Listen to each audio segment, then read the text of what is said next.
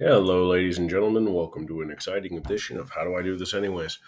Today's topic of conversation, we're going to be using the Vernier Video Analysis Lab. We're going to be looking at our projectile videos that you guys shot before from the football field where the ball was dropped, whether it was launched horizontally or whether it was kicked at an angle. And we're going to be looking at the acceleration of that object using the video analysis tool. So I would suggest you click this link in order to make a blank copy of this spreadsheet, because what that's going to do, or not spreadsheet, of this PowerPoint, because what that's going to do is give you a framework to add your screenshots into. That's going to be the best way to compile your data for easily looking at to answer questions. This is the link to the tutorial. You're watching it. And also, this is the video analysis tool link. So if you click this, it's going to take you to a web page. Go ahead and click it, and it should be active for a little while longer. 24 days is what we've got left. And hopefully that'll never be an issue again, because this software is pretty neat. You guys are going to want to import a video. So you're going to click here, and what you'll notice is that I have the videos actually linked on Schoology. These are the videos that you should be able to find through your Google Drive if you uploaded them. If not, what I would recommend you do is you go here, you find your video, you download it to your computer, and then that'll be easier to find to upload to here. I'm going to use this basketball shot video just because it's easier for me. So I'm going to go ahead, and first thing I'm going to do is I'm going to click Save As, and I'm going to say, delete this stuff out of here. Basketball shot demo 2. Save. So that button, obviously play and pause. This button is going to reset it to the starting point. That took the little white cursor back to the original. And then this button allows it to move forward, and you can control that frame by frame. And this one backs it up frame by frame. Okay, so that's the overall gist of what those controls right there do. Next thing you should do is check out this advanced video options. That's going to allow you to change the frame rate that it advances on clicks. So depending on the frame rate of your camera, you might decide, hey, one frame is going to take too long. I want to do 50 frames per click. Also, if you know the frame rate of your camera, you can enter that here. I know some cameras can shoot 120 frames per second. Cool. Type that in here, and then that'll help adjust your time intervals over here when it's actually doing the calculations for you. The next thing we want to go ahead and set up is the system. You see, I had you guys put a meter stick in there. They went ahead and dropped one off in here. Technically, if you know, like if we knew the height of the actual door here or the width of the door, we could use that as our scale. I don't know that stuff. So I'm just going to use my wheel on my mouse to zoom in and drag and drop this thing as close to the actual length of the ruler as I can. Okay, there's that. Now, also, I want to go ahead and set up my origin. Okay, so I want to,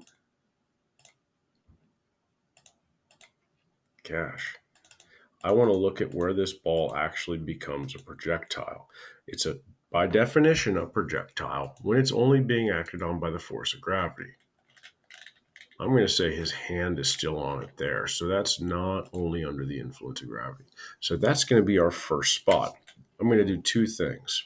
First off, I'm dragging this little cursor over to there. So that way it stops looking at the video before that. The second thing I'm going to do is I'm going to make that my origin. I'm going to click and I'm going to drag this thing up here. And I'm just going to pick a spot on the ball that's going to be where I measure from. Okay.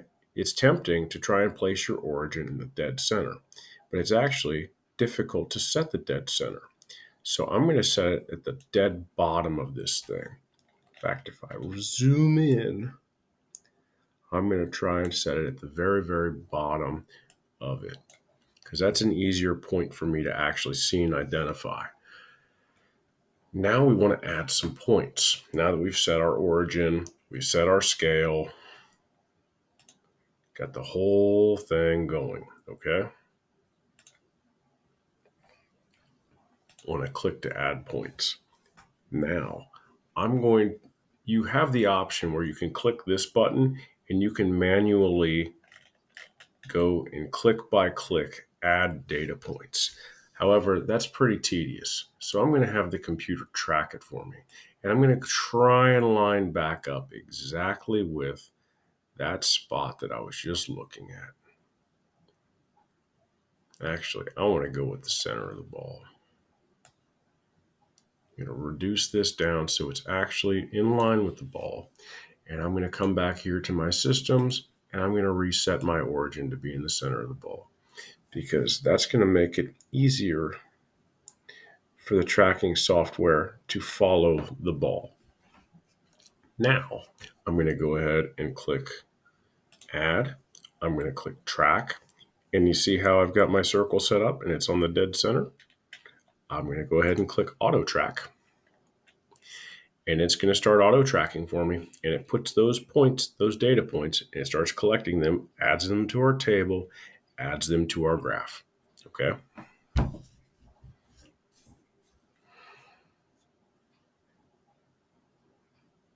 Boom, done. Okay. So now what we can do is we can go ahead and look at this again. Well, first off, take a screenshot. New. That. Edit. Copy. That's our first thing. Trajectory. Okay. Next thing, we want our data. So I'm going to come over here and I'm going to start using my tools over here to limit what's on my screen so I'm only seeing what I want to see. I'm going to zoom out a little so that way I can see more of my data at one point in time. And I'm just going to take a couple of screenshots in order to get my data to where I want it. I want to be able to save your data. Control C, Control V. Ideally, we would export this as like a CSV file so that way we could analyze it in Excel or Google Sheets. But for the purposes of this, we don't really need to do that. Edit, copy, paste. Just always a good idea to always make sure you have your data. Next thing, I'm asking you for a horizontal motion graph. I want position versus time, and I want velocity in the x direction versus time.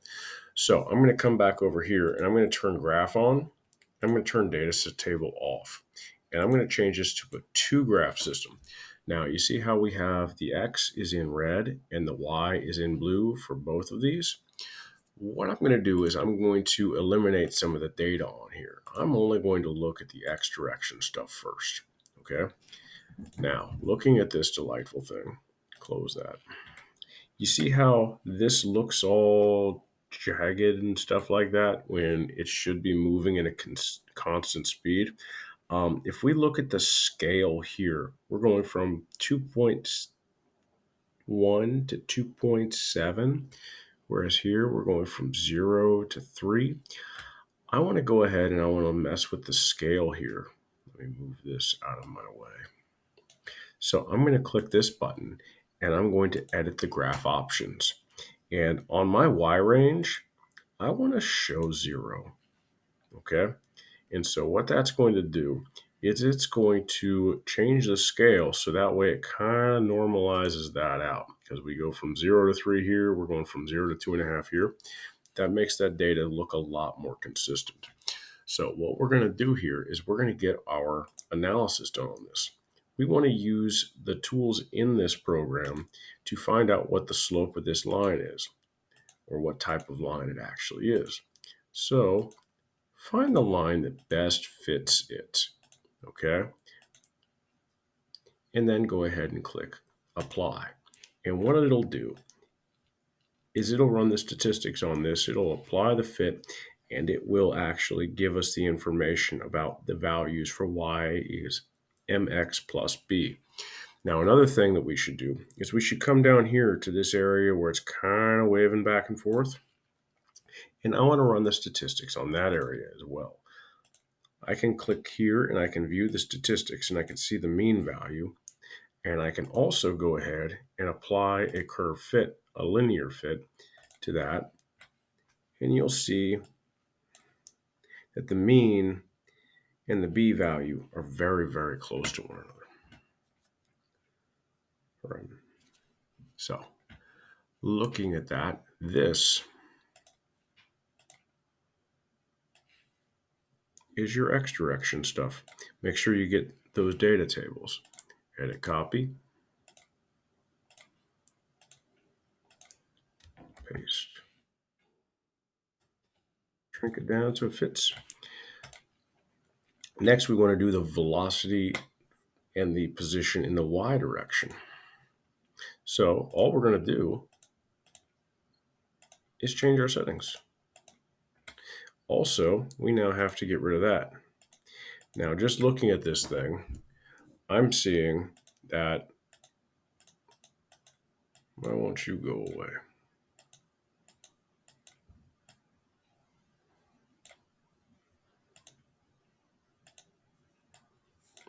I'm seeing that this is definitely not a linear fit. So what we want to do is we want to apply a curve fit to that. And you want to find the one that seems like it fits the best. Okay, apply that. Keep that on there. And then also, this seems to be a linear fit as well. So I'm just going to go ahead and expand that out. Okay.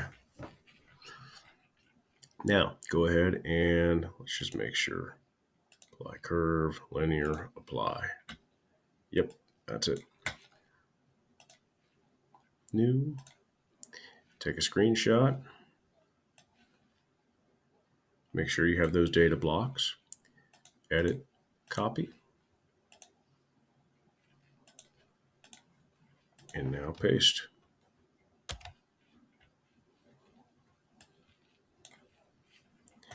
Next thing, we want the X and Y vector lines on our trajectory. Okay, so in order to get that, you need to come back to your options, turn on your video. We can turn off the graphs for right now. And let's just go ahead and play through that. Yay.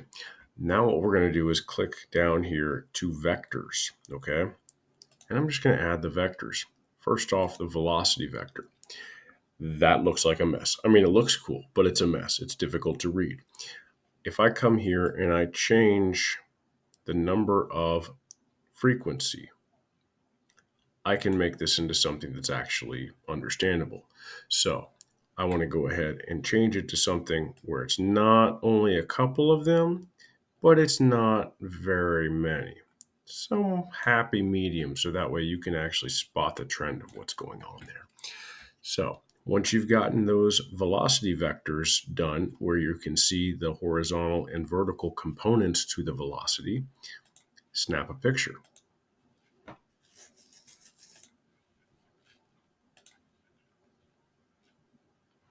And we literally just need now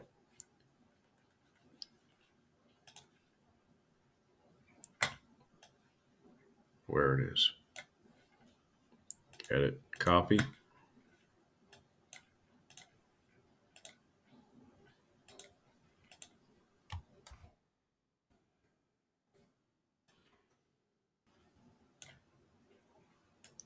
That is our velocity first time vectors.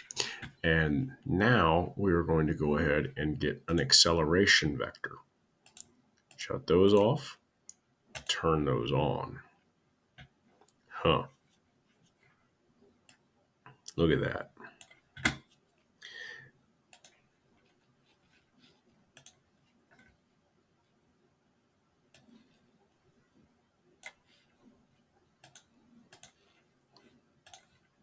put those in.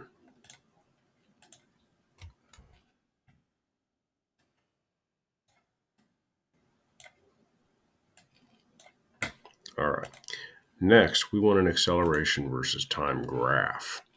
Come back over here, turn graph on, 2 graphs, turn the video off. Now we can actually look at our x direction acceleration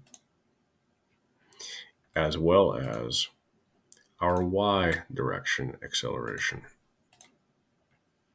Now, again, we want to mess with our scale, okay? So we want to make sure that we are automatic scaling, showing 0. Gosh. Down here as well.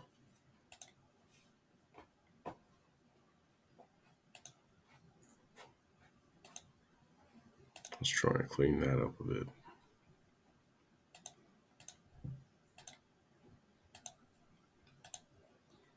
Nope. It's kind of hanging out down there. So what we're going to do is we're going to go ahead and we're going to look at the statistics of that one. Mean, negative 9.2. And also, let's go ahead and look at the statistics of this one. Statistics, mean, 0.02. So, hopefully, this video helped you out. And we're going to take a screenshot of this one also.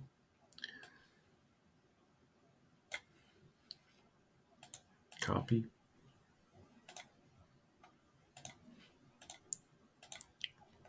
Paste.